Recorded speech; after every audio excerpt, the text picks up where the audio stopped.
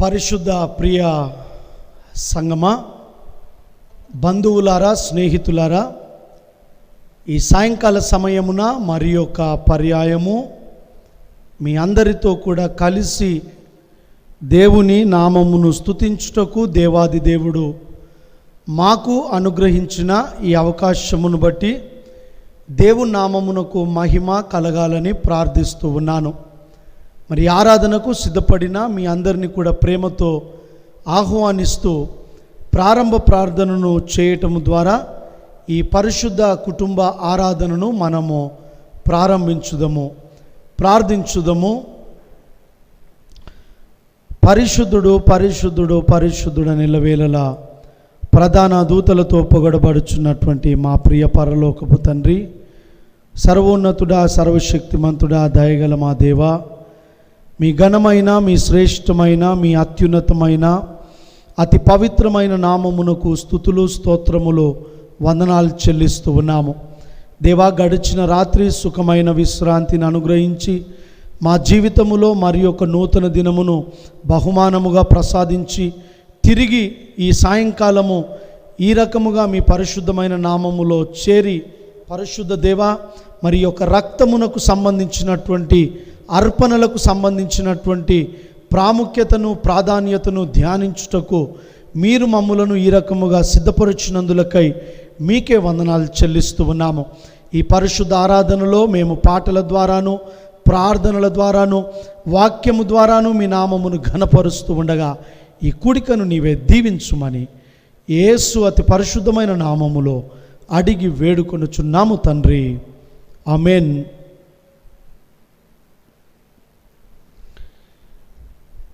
ఈ సమయమున ఈ పరిశుద్ధ ఆరాధనను మనము ప్రారంభిస్తూ ఉండగా క్రీస్తు పునరుత్థానానికి సంబంధించినటువంటి కీర్తన 219వ కీర్తన, క్రీస్తు లేచెను హల్లెలూయా, క్రీస్తు నన్ను లేపును.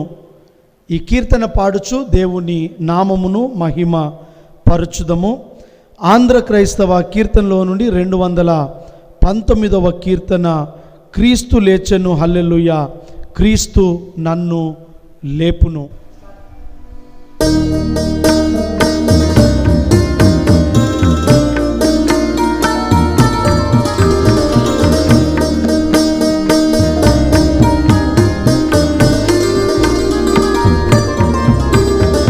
క్రీస్తు లేచెను హల్లెలూయా, క్రీస్తు నన్ను లేపును.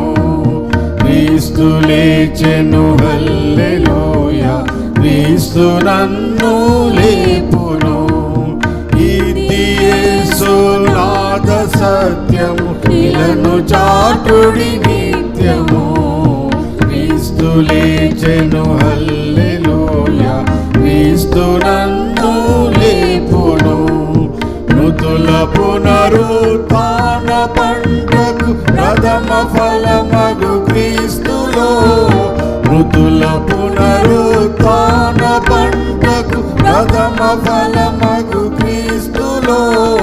మృతులు లేతురు, నేను లేతును, నాదు వరసలో నిజమిది.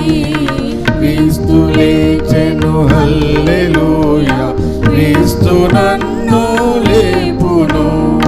పాప మరణ నరక బలములు ప్రభుని శక్తికి ఓడెను. పాప మరణ నరక బలములు ప్రభుని శక్తికి ఓడెను. పాపినగునను బ్రోవ క్రీస్తుని ప్రాణదాన ప్రభావము. క్రీస్తు లేచెను హల్లెలూయా, క్రీస్తు నన్ను లేపును.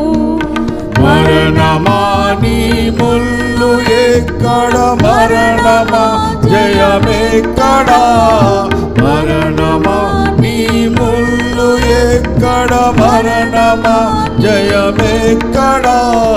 మరణమా నీ ముల్లు విరిగెను, మహిమ క్రీస్తులో నిప్పుడు. క్రీస్తు లేచెను హల్లెలూయా, క్రీస్తు నన్ను లేపును. శిలయు ముద్రయు బలిమి కావలి గలిబిలాయెను రాత్రిలో, శిలయు ముద్రయు బలిమి కావలి గలిబిలాయెను రాత్రిలో, ఇలయు పరమును కలుసుకొనిను గెలుపు నొందిన క్రీస్తులో. క్రీస్తు లేచెను హల్లెలూయా, క్రీస్తు నన్ను లేపును. మృతులు నీదగు వారలందరూ బ్రతికి లేతురు సత్యము, మృతులు నీదగు వారలందరూ బ్రతికి లేతురు సత్యము. ప్రేతలను జీవింపజేయును పృథివి క్రీస్తుని విజయము. క్రీస్తు లేచెను హల్లెలూయా, క్రీస్తు నన్ను లేపును. స్తుతియు మహిమయు ఘనత నీకే, స్తుతికి పాత్రుడ రక్షక. స్తుతియు మహిమయు ఘనత నీకే, స్తుతికి పాత్రుడ రక్షక. స్వంత రక్తము చిందితివినా స్వామీజనాయంజలి. క్రీస్తు లేచెను హల్లెలూయా, క్రీస్తు నన్ను లేపును. క్రీస్తు లేచెను హల్లెలూయా, క్రీస్తు నన్ను లేపును. అదే రీతిగా దేవుని నామమును తిరిగి మహిమపరుస్తూ ఉండగా ఆంధ్ర క్రైస్తవ కీర్తనలో నుండి 222వ సంగీతము, క్రీస్తు నేడు లేచెను ఆ ఆ ఆ హల్లెలూయా. క్రీస్తు నేడు లేచెను 222వ సంగీతము మరి యొక్క క్రీస్తు పునరుత్థానానికి సంబంధించిన ఈ సంగీతము పాడుచు దేవుని నామమును మహిమ పరచుదము. 222వ సంగీతము.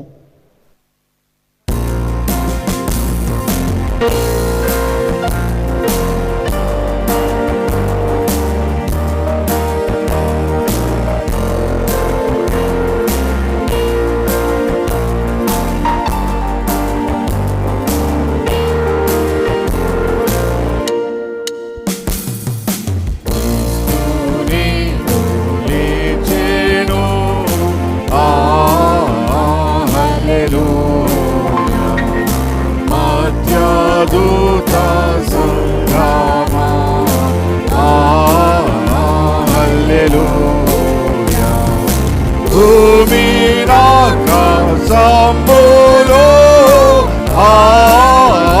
హల్లెలూయా. పాడు బిందు చేతాను హల్లెలూయా.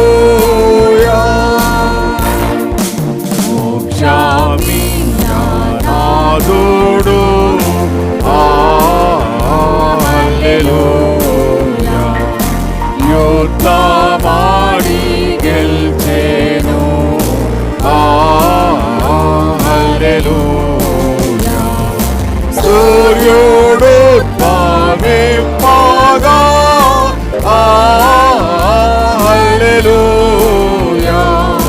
చీకట్లు గతించెను హల్లెలూయా. అండముద్ర కావాలి హల్లెలూయా. అన్ని వ్యర్థమైనవి హల్లెలూయా. యేసు నరకమును హల్లెలూయా. గెల్చి ముక్తి తెచ్చెను హల్లెలూయా. క్రీస్తు లేచినప్పుడు హల్లెలూయా. చావు ముల్లు త్రుంచెను హల్లెలూయా. వారి బ్రోచును హల్లెలూయా మృత్యువింకా గెల్వాదు హల్లెలూయా యేసు మృత్యు గెల్చెను హల్లెలూయా మేము కూడా గెలుతుము హల్లెలూయా యేసుడుండు చోటుకు హల్లెలూయా మేము కూడా పోదుము హల్లెలూయా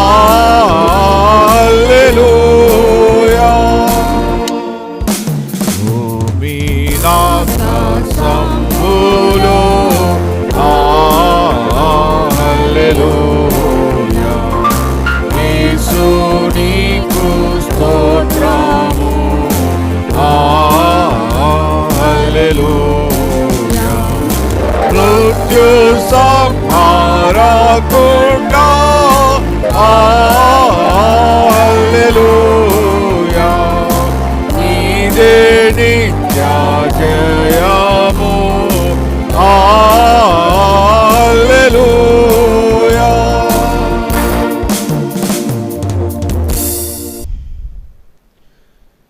ఈ సాయంకాలము ఈ రీతిగా మనమందరము కూడా కలిసి దేవుని నామాన్ని స్తుతిస్తూ ఉండగా పరిశుద్ధ వాక్య ధ్యానము నిమిత్తమై ఏర్పాటు చేయబడిన పరిశుద్ధ గ్రంథములోని మాటలు ఈ సమయమున చదువుకుందాము. అపోస్తులుడైనటువంటి పౌలు కొరింథీలకు రాసినటువంటి మొదటి పత్రిక 15వ అధ్యాయము 20వ వచనము మరియు 23వ వచనము ఈ సమయమున చదువగా విందము. ఇప్పుడైతే నిద్రించిన వారిలో ప్రథమ ఫలముగా క్రీస్తు మృతులలో నుండి లేపబడి ఉన్నాడు. 23వ వచనము ప్రతివాడును తన తన వరుసలోనే బ్రతికింపబడును. ప్రథమ ఫలము క్రీస్తు. తరువాత క్రీస్తు వచ్చినప్పుడు ఆయన వారు బ్రతికింపబడుదురు. దేవుడు ఈ పరిశుద్ధ మాటలను మనందరి వినికిడిలోనూ మన పరిశుద్ధ వాక్య ధ్యానము నిమిత్తమై దీవించి ఆశీర్వదించునుగాక.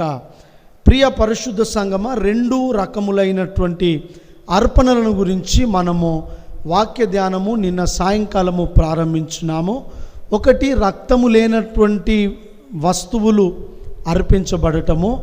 రెండవది, రక్తముతో కూడినటువంటి వస్తువులు లేదా జీవి ప్రాణులు అర్పించబడటము అనే అంశాన్ని మనము ప్రారంభించినాము. ఇందులో మొదటిది రక్తము లేకుండా ఉన్నటువంటి అర్పణలు. అందులో ప్రథమ ఫలములు, దశమ భాగము, లేకపోతే సేవించేటటువంటి పానీయములు, ధూపము, అగరువత్తి, వీటిని గురించినటువంటి కొన్ని విషయాలు, ఏ రకముగా వాటిని మనము సమర్పించాలో నిన్నటి దినమున మనము జ్ఞాపకము చేయబడ్డాము. ఇర్మియా ప్రవక్త గారు ఏమని జ్ఞాపకం చేస్తారంటే, ఇర్మియా ప్రవక్త గారు తనదైనటువంటి శైలిలో వారు ఏమని మనకు ఒక వాస్తవాన్ని ఈ యొక్క 2వ అధ్యాయం 3వ వచనంలో జ్ఞాపకం చేస్తారంటే, దేవునికి నీవు నేను ప్రతిష్ఠిత జనమును మరియు ప్రథమ ఫలమై ఉన్నాము అనే మాట జ్ఞాపకం చేస్తారు. రెండవది, ఈ భూమి నుండి ఏదైతే ఫలము పెరుగుతూ ఉందో, ఏదైతే చెట్టు పెరుగుతూ ఉందో, ఏ చెట్టు నుండి అయితే ఆ యొక్క పంట వస్తూ ఉందో, ఆ పంటలో ప్రథమ ఫలము దేవుని సొత్తు అని జ్ఞాపకం చేస్తాడు. అపోస్తులుడైన పౌలు గారు కొరింథీ సంఘానికి మరణించిన వారిలో ఏ మట్టిలో నుండి అయితే, ఏ భూమిలోనికైతే ఒక మానవుడు, ఇదిగో మానవురాలు ఆ భూమిలోనికి వెళ్ళినారో, అందులో నుండి లేపబడినటువంటి వారిలో ప్రథమ ఫలము యేసుక్రీస్తు అని జ్ఞాపకం చేస్తారు. భూమిలో నుండి వచ్చేటటువంటి ప్రథమ ఫలము దేవునిది. ఇర్మియా గ్రంథ ప్రవక్త ప్రకారము ఆయనకు ప్రథమ ఫలముగా నీవు నేను. మూడవది, ఈ మరణించిన వారిలో తిరిగి లేచిన వారిలో ప్రథమ ఫలము కూడా యేసుక్రీస్తు ప్రభుల వారే అని మనము జ్ఞాపకము చేయబడుతున్నాము. సరే, మరి ఈ భూమి నుండి వస్తూ ఉన్నటువంటి మన పంటను దేవుడు ఎందుకు కోరుకొనొచ్చు ఉన్నాడు? ఈ భూమితో దేవునికి ఉన్నటువంటి ఒక పవిత్రమైనటువంటి సంబంధము, సత్సంబంధము, అనుబంధము ఏమై ఉన్నది అనేది మన ముందుంచబడినటువంటి ఒక ప్రశ్న. మనము ఒకవేళ ఇందులో యెషయా గ్రంథము 66వ అధ్యాయము, యెషయా గ్రంథము 66వ అధ్యాయము మొదటి వచనములో మనము గమనించినట్లయితే, యెహోవా ఈలాగు ఆజ్ఞయించుచూ ఉన్నాడు, ఆకాశము నా సింహాసనము, భూమి నా పాదపీఠమై ఉన్నది అనేటటువంటి మాట. దేవునికి పాదపీఠముగా ఉన్నటువంటిది ఈ భూమి గనక, ఈ భూమిలో నుండి వచ్చేటటువంటి సమస్తము కూడా ఆయనకు చెందినవిగా పరిశుద్ధ గ్రంథము మనకు బోధిస్తూ ఉన్నట్లుగా మనం చూస్తాము. దేవుడు తన యొక్క పాదపీఠముగా ఈ భూమిని వర్ణిస్తూ ఉన్నాడు గనక, ఈ భూమిలో నుండి వచ్చినటువంటి పంటలు, వాటితో పాటు నీవు నేను కూడా ఆయన వారమై ఉన్నాము అనేటటువంటి ఆ పరిశుద్ధ మాటలు మనము జ్ఞాపకము చేయబడుతున్నాము. Heaven is my throne and the earth is my footstool. దేవుని యొక్క పరిశుద్ధమైన పరిచర్యలో వాడబడిన బలమైనటువంటి సేవకుడు స్టెఫెను కూడా తాను చేసినటువంటి ప్రసంగములో మరికొన్ని నిమిషాలలో, మరికొన్ని గంటలలో నేను మరణిస్తాను అనే వాస్తవము అతనికి అప్పటికే అర్థమైపోయినప్పటికీ, అతడు చేసినటువంటి చివరి ప్రసంగములో 7వ అధ్యాయం, అపొస్తలుల కార్యములు 7వ అధ్యాయము 50వ వచనములో కూడా యెషయా గ్రంథకర్త ప్రస్తావించినటువంటి రెఫరెన్స్ను వారు కోట్ చేస్తూ ఉంటారు. ఏమని అంటారంటే 50వ వచనములో, ఆకాశము నా సింహాసనము, భూమి నా పాదపీఠము. ఎప్పుడైతే స్టెఫెను ఇలాంటి ప్రసంగాలు చేసినాడో, ఈ ప్రసంగాలు విన్నటువంటి వారికి చాలా కోపం వచ్చి వారు కోపముతో ఊగిపోయినారు. అతన్ని రాళ్లతో కొట్టి చంపివేసినారు. దానికి ముందు వారి పరిస్థితి ఏందో చూడండి. 54వ వచనము నేను చదువుతాను. వారి మాటలు విని కోపముతో మండిపడి అతనిని చూచి పండ్లు కొరికిరి. అప్పుడప్పుడు కొంతమంది పండ్లు కొరుకుతుంటారు. ఆ పండ్లు కొరికితే ఒక రకమైన సప్పుడు వస్తుంది. ఎక్కువ మట్టుకు కోపం వచ్చినప్పుడు కోపాన్ని అణచుకోవడానికి, లేదా ఆ రోషము, ఆ పౌరుషాన్ని చూపించడానికి మనము ఆయా సందర్భాలలో పండ్లు కొరుకుతూ ఉంటాము. స్టెఫెనును చూసినప్పుడు వీరికి అలాంటి కోపం వచ్చి వారు కూడా పండ్లు కొరికినటువంటి సందర్భము మనము జ్ఞాపకము చేయబడుతున్నాము. దేవుని పాదముల ద్వారా ప్రతిష్ఠించబడుచున్నటువంటి ఈ భూమి కావున అది దాని పంటను ఇయ్యక మానుట లేదు అనే విషయము మనం ఏమాత్రం కూడా మర్చిపోకూడదు. దేవుని యొక్క పవిత్రమైనటువంటి పాదాల ద్వారా మోపబడినటువంటి, ప్రతిష్ఠింపబడినటువంటి భూమిగా ఈ పంట ఉన్నది గనక కొన్ని వందల సంవత్సరాలైనను, కొన్ని వేల సంవత్సరాలైనను, ఇంకా సైన్స్ ఏమంటుందంటే కొన్ని మిలియన్ సంవత్సరాలు అయిందని. అది ఎంత మట్టుకు వాస్తవము నాకైతే తెలియదు. ఆ ఏరియాలో నేను ఎక్స్పర్ట్ను కాదు, నేను దాని విషయం మాట్లాడలేను. కానీ కొన్ని వేల సంవత్సరాలు అవుతూ ఉన్నప్పటికీ ఈ యొక్క భూమి తన పంటను ఇవ్వటము ఏమాత్రము మానటము లేదు. కారణం ఏమిటి అంటే, ఇది దేవుని యొక్క పాదమునకు, ఇది భూమి ఈ పాద పీఠముగా ఉన్నట్లుగా, ఫుట్ స్టూలుగా ఉన్నట్లుగా మనము గమనించబద్దులమై ఉన్నాము. సరే, దీనికి సంబంధించినటువంటి కొన్ని విషయాలు, ఈ భూమి ఎలాంటి పంటను ఇస్తూ ఉంది, పంటనీయకుండా మానవేసేటటువంటి కొన్ని సందర్భాలు ఈ సమయమున నేను మీతో కూడా కలిసి జ్ఞాపకం చేయాలని ఆశపడుతూ ఉన్నాను.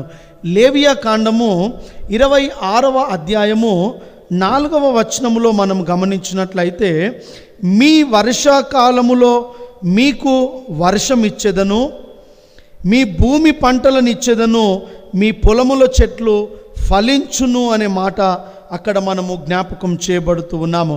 యెహెజ్కేలు గ్రంథము 34వ అధ్యాయము 26వ వచనములో గమనించినట్లయితే, ఋతువుల ప్రకారము వర్షము ఫలములనిచ్చును, ఎందుకు అనగా అది నా పాదము ద్వారా ప్రతిష్ఠించబడినటువంటి స్థలము గనుక ఋతువుల ప్రకారము వర్షమునిచ్చును, వర్షమును పొందుకున్నటువంటి భూమి తన ఫలములనిచ్చును. ఎందుకు ఈ ప్రక్రియ, ఈ చైన్ ప్రాసెస్ జరుగుతూ ఉందంటే, ఇది దేవుని యొక్క పాదములకు ఇది పీఠమై ఉన్నది అనేటటువంటి మాట. ఒకవేళ మన భారతదేశంలో ఉన్నటువంటి హిందూ మిథాలజీ ప్రకారము, వారి యొక్క వేదాల ప్రకారము ఒకవేళ మనం గమనించినట్లయితే, హిందూ మిథాలజీ ప్రకారము వారు పూజిస్తూ ఉన్నటువంటి విష్ణు యొక్క 10వ అవతారములో 5వ అవతారము వామన అవతారమును ధరిస్తాడు. బలి అనేటటువంటి రాజు యొద్దకు వచ్చి, నేను వేసే 3 అడుగుల స్థలము నీవు నాకు ఇవ్వాలి అని విష్ణు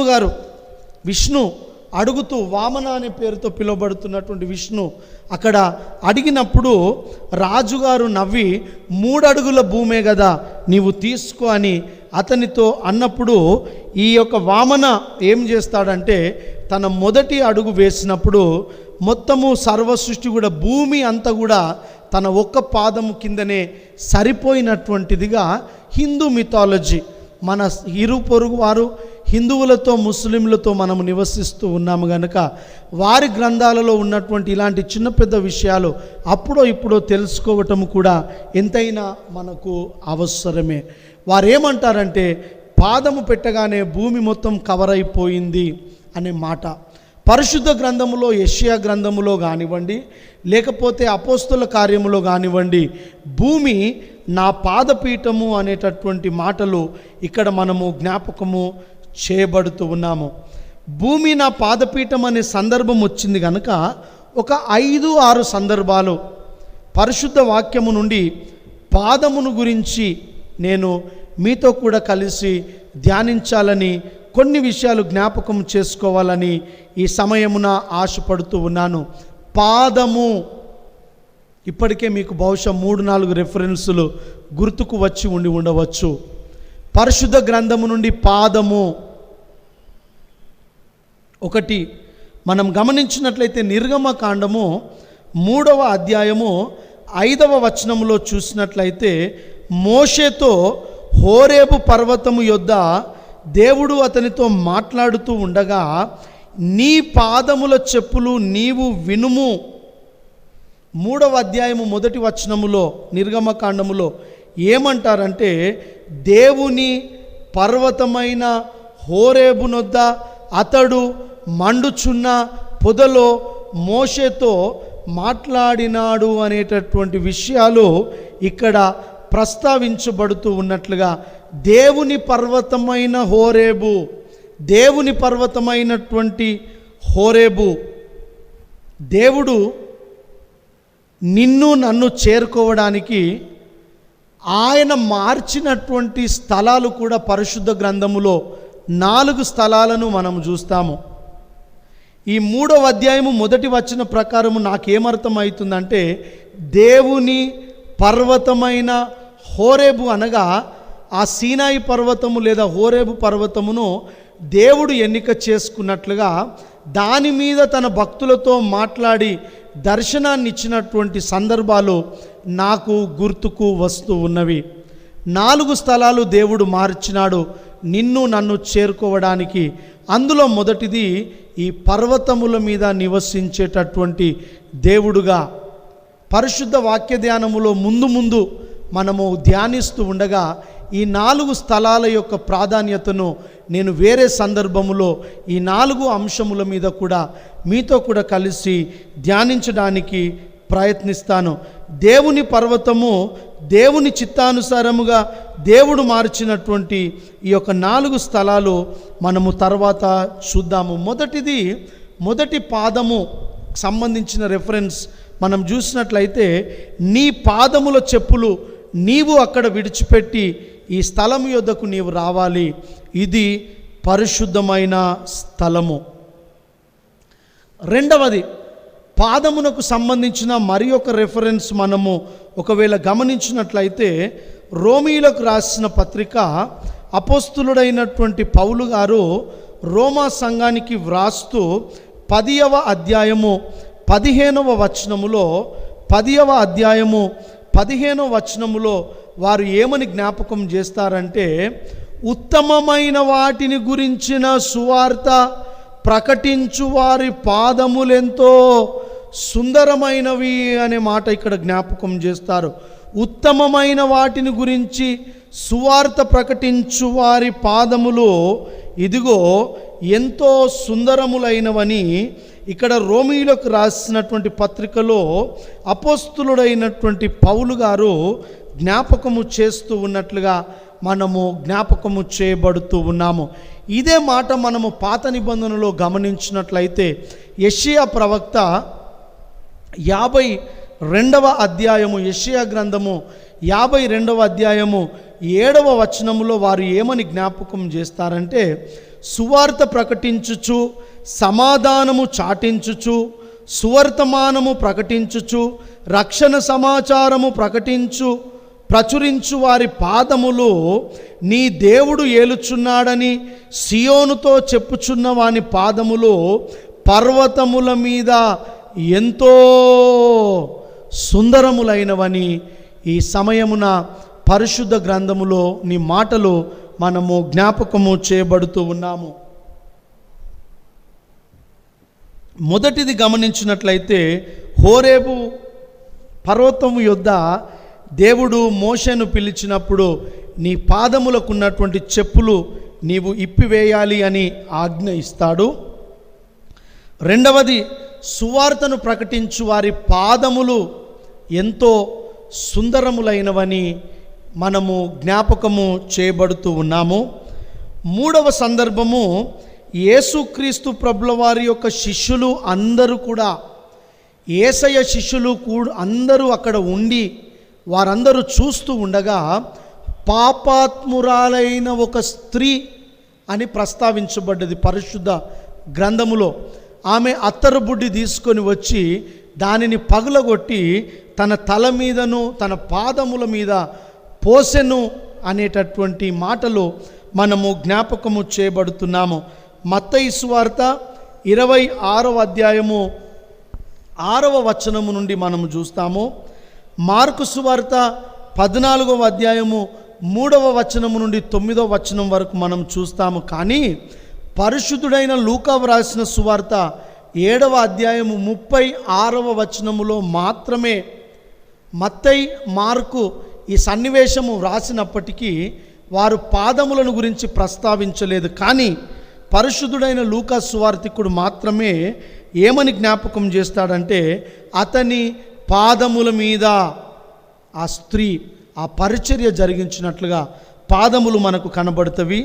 నాలుగవది గమనించినట్లయితే యోహాను సువార్త, పరిశుద్ధుడైన యోహాను వ్రాసిన సువార్త 13వ అధ్యాయము మొదటి 17 వచనాలలో శిష్యుల యొక్క పాదములను కడిగినటువంటి యేసుక్రీస్తు ప్రభుల వారు శిష్యుల యొక్క పాదములను కడిగి, అది ఏదో క్రియేటివ్గా ఉన్నది, నేనేదో కొత్త పద్ధతిని ఇంట్రడ్యూస్ చేస్తూ ఉన్నానని యేసయ్య ఆ కోణములో ఆ పాదములను కడగటము ప్రవేశపెట్టలేదు. కానీ ఇదిగో నేను ఏ రకముగా మీ పాదములను కడుగుతూ ఉన్నానో మీరును ఒకరి పాదములు ఒకరు కడగవలసిన ఇదిగో బాధ్యత మీపై ఉన్నది అని జ్ఞాపకం చేస్తూ ఉన్నాడు.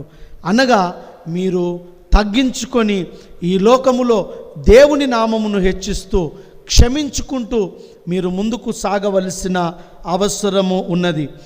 ఐదవది గమనించినట్లయితే పరిశుద్ధుడైన మత్తయి రాసిన సువార్త 10వ అధ్యాయము 14వ వచనములో, మీరు ఏ గ్రామానికైనను పట్టణానికైనను మీరు వెళ్ళినప్పుడు సమాధాన సువార్తను ప్రకటించుడి. ఒకవేళ సమాధాన సువార్తను ఎవరైనాను స్వీకరించలేనటువంటి మనసు కలిగిన వారు ఉంటూ ఒకవేళ మిమ్మల్ని తిరస్కరించినట్లయితే ఏం చేయమంటున్నాడు? సేవకులను, శిష్యులను, మీ పాదములకు ఉన్నటువంటి దుమ్ము ధూళి ఆ ఊరి మీదనే దులిపేసి వెళ్ళిపోండి అంటున్నాడు. దాని కంటిన్యూస్గా ఏమంటాడంటే, ఎందుకు దులుపమంటున్నానంటే, తీర్పు దినమున సొదొమ గొమొర్రా కన్నా అతి భయంకరంగా ఉంటుంది వారి పరిస్థితి అని యేసుక్రీస్తు ప్రభుల వారు కంపేర్ చేస్తారు. మీ పాదముల ధూళి అక్కడనే దులిపేసి వెళ్ళిపోండి. మొదటిది మోషే పాదములు, రెండవది సువార్త ప్రకటించు వారి పాదములు, మూడవది యేసయ్య పాదములను కడిగిన స్త్రీ, నాలుగవది శిష్యుల పాదములను కడిగిన యేసయ్య, ఐదవది సువార్తికులుగా, పరిచారకులుగా, దేవుని సేవకులుగా మీ దుమ్మును దులిపి వెళ్ళండి, అక్కడ కాలు కంటిన పాదము కంటిన ధూళిని దులిపివేయండి అంటాడు.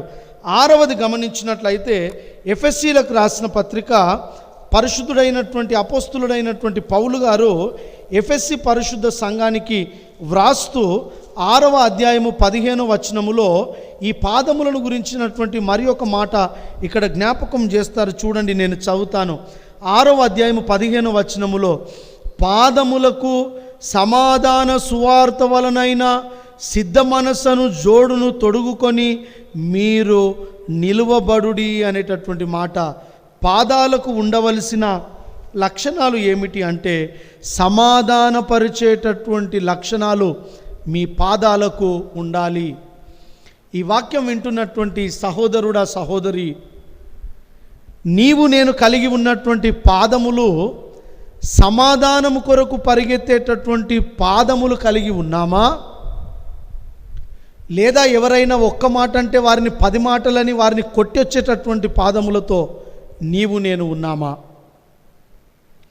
ఎవరైనాను మన గురించి ఏమైనా అంటూ ఉన్నారు, మన కుటుంబానికి ఏదైనా అన్యాయం చేయబోతూ ఉన్నారు అనే వార్త తెలియగానే అపోస్తులుడైన పౌలు గారి ప్రకారము సమాధాన పడడానికి వెళ్ళేటటువంటి పాదములు కలిగి ఉన్నామా? ఏం నా గురించేమో అన్నవంట అని వారితో కయ్యానికి దిగేటటువంటి పాదములు కలిగి ఉన్నామా?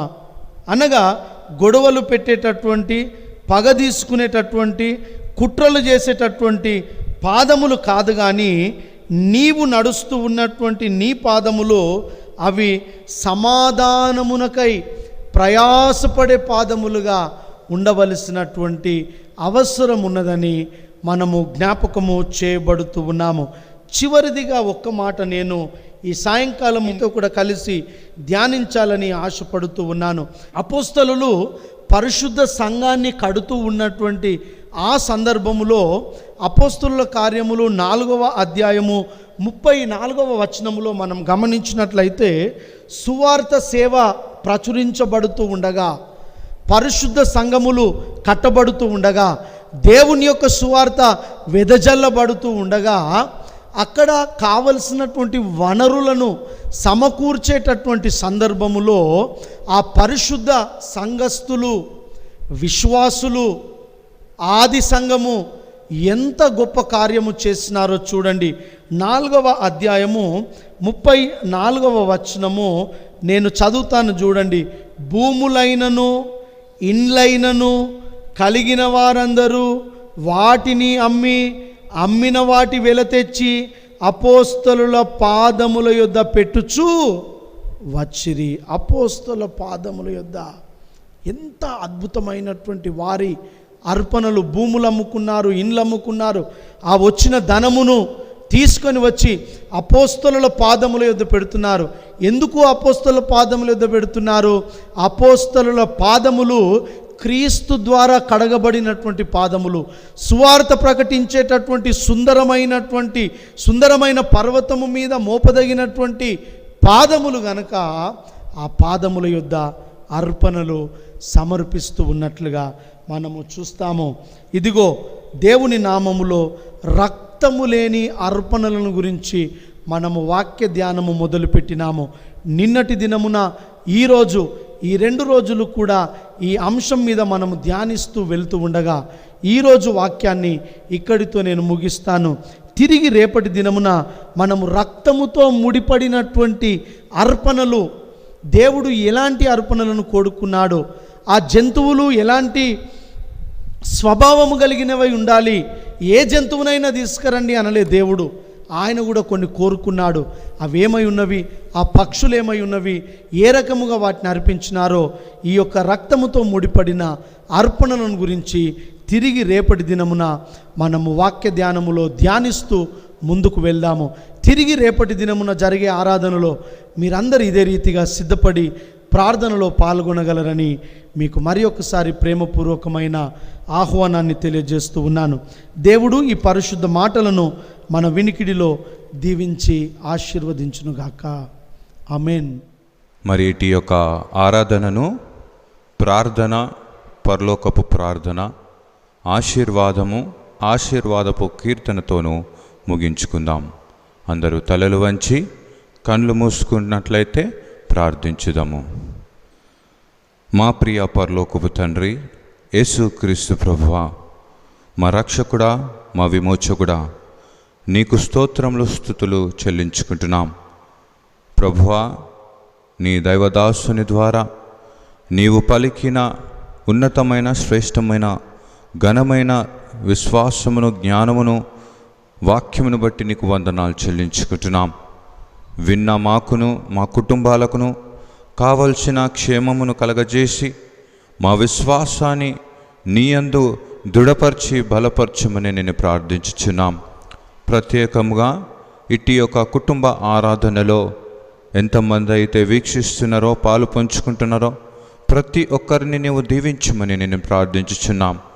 వారి యొక్క హృదయ రహస్యములను ఎరిగిన దేవుడవు. ఇదిగో తండ్రి, వారు చేస్తున్న ప్రతి ఒక్క విజ్ఞాపనలను ఆలకించి వారి కుటుంబంలోకి కావలసిన నెమ్మదిని, సమాధానమును అనుగ్రహించి నీవు దీవించమని నేను ప్రార్థిస్తున్నాం.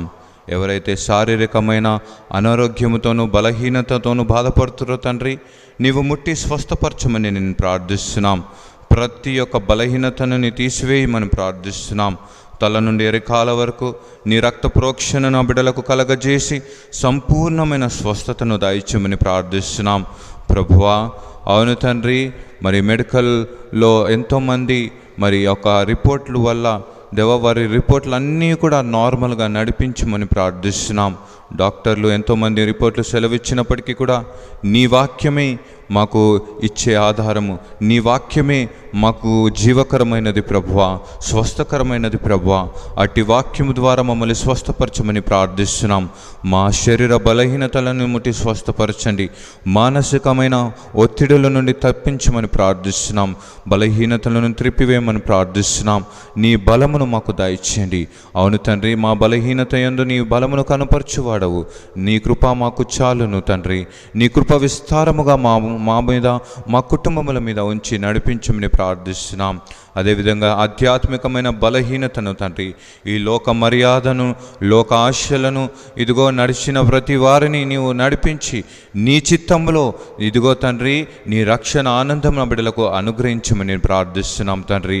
ఇదిగో ప్రతిరోజు ఈ యొక్క ఇటు సమయమునో మేము ఇటు యొక్క కుటుంబ ఆరాధనలో మేము పాలు పంచుకుంటున్నాగా తండ్రి, మా కుటుంబంలో నీ నెమ్మదిని, నీ సమాధానమును, మార్పు కలిగిన జీవితాలను కలిగించే ఇదిగో తండ్రి నీ కృపను మాకు దయచేయమని ప్రార్థిస్తున్నాం. ఉద్యోగంలో నుంచి ప్రయాసపడి ఇదిగో తండ్రి శ్రమపడుతూ ఇదిగో చేసే ప్రతి పనిని నీవు ఆశీర్వదించి ప్రతిఫలమును దయచేయమని ప్రార్థిస్తున్నాం. వివాహ సంబంధంలో నెమ్మదిని, సమాధానమును దయచేయండి. కుటుంబ సమస్యలలో ఉన్న వారిని ఇదిగో తండ్రి నీ కృపను అనుగ్రహించి ఇదిగో తండ్రి దీవెనలతో తృప్తిపరచండి తండ్రి. ఆరోగ్యముతో తృప్తిపరచండి. ఆయుష్ బలమును అనుగ్రహించి దీవించమని ప్రార్థిస్తున్నాం తండ్రి. వృద్ధాపంలో బిడ్డలను దీవించండి, బలహీనతలను తొలగించండి. అదేవిధంగా ప్రభువా, ప్రతి కుటుంబాన్ని నీవు దర్శించమని ప్రార్థిస్తున్నాం తండ్రి.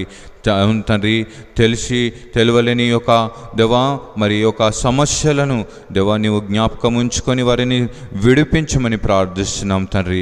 అదేవిధంగా ప్రభువా, ఈ రాత్రి కాలపు కావలసిన దీవెనలను, నీ యొక్క కాపుదలను మాకు మెండుగా దయచేసి మేమందరము కూడా విన్న వాక్యమును బట్టి శక్తిని పొందుకొని, విన్న వాక్యమును బట్టి విశ్వాసమును పొందుకొని నీకు సాక్ష్యముగా జీవించడానికి నీకు కృప దయచేయమని ప్రార్థిస్తూ ఈ రాత్రి కాలపు దీవెనలను, దర్శనములను కృపను మాకు దయచేసి మేమందరం కూడా నీ చల్లని రెక్కల చీటను భద్రముగా కాపాడుతూ మేము ఉదయములా సజీవముగా ఉంటూ ఇదిగో తండ్రి నిన్ను స్తుతించి ఆరాధించి ఆనందించే భాగ్యము మా అందరికీ అనుగ్రహించి ఆశీర్వదించమని యేసుక్రీస్తు పరిశుద్ధ నామములో అడిగి వేడుకొనిచున్నాం తండ్రి, ఆమేన్. పరలోకమందున మా తండ్రి, నీ నామం పరిశుద్ధపరచబడునుగాక, నీ రాజ్యం వచ్చునుగాక, నీ చిత్తం పరలోకమందు నెరవేరునట్లు భూమి యందు నెరవేరునుగాక. మా అనుదిన ఆహారము నేడు మాకు దయచేయము. మడల అపరాధము చేసిన వారిని మేము క్షమించిన ప్రకారము మా అపరాధములను క్షమించుము. మమ్మల్ని శోధుల నుండి తేక దుష్టుల నుండి తప్పించుము. ఎందుకనగా రాజ్యమును శక్తియు మహిమయు నిరంతరము నీవే ఉన్నావు స్వామి, ఆమేన్. మన గొర్రెల గొప్ప కాపరి అయిన యేసుక్రీస్తు యొక్క కృపయు, మన పరలోకపు తండ్రి అయిన దేవుని యొక్క ప్రేమయు, పరిశుద్ధాత్మ యొక్క నిత్యమైన నడిపింపును, కాపుదల సంరక్షణను మనకును మన కుటుంబానికి మన సంఘానికి సదా తోడుండి నడిపించి కాపాడునుగాక, ఆమేన్.